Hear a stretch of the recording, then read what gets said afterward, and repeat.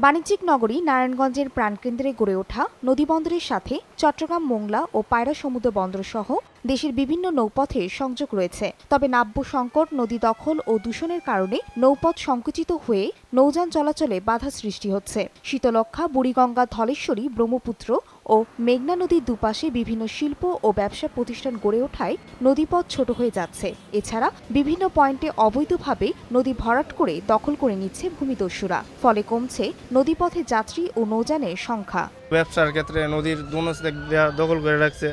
অনেক সময় কিনার দিয়া চাইপা যেতে হইলে চাইপা যাইতে পারতাছি না। নদীর পানি অনেক পরিষ্কার ছিল, অনেক ধরনের মাছ ছিল। বলগেট আপ ডাউন করতে পারে না, নদী আগে অনেক ছোট হয়ে গেছে। এ অবস্থায় দখল, শিল্প ও কারখানার দূষণ এবং নাব্য সংকট সমাধান সহ নদীপথে স্বাভাবিক অবস্থা ফিরিয়ে আনার দাবি জানিয়েছেন বিভিন্ন সংগঠনের নেতারা।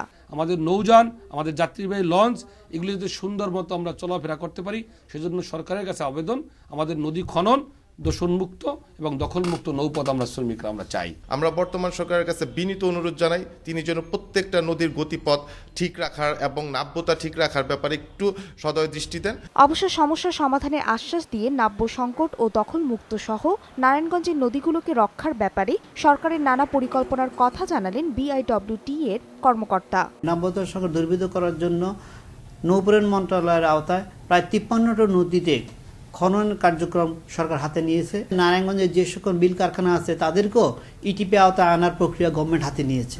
নারায়ণগঞ্জ নদীবন্দরকে কেন্দ্র করে জেলার 5টি নদীতে ঝুঁকি নিয়ে যাত্রীবাহী লঞ্চ, ট্রলার, তেলের ট্যাঙ্কার, পণ্যবাহী জাহাজ ও বালুবাহী যন্ত্রচালিত প্রায় 2500 নৌযান প্রতিদিন চলাচল করে। সময় সংবাদ, নারায়ণগঞ্জ।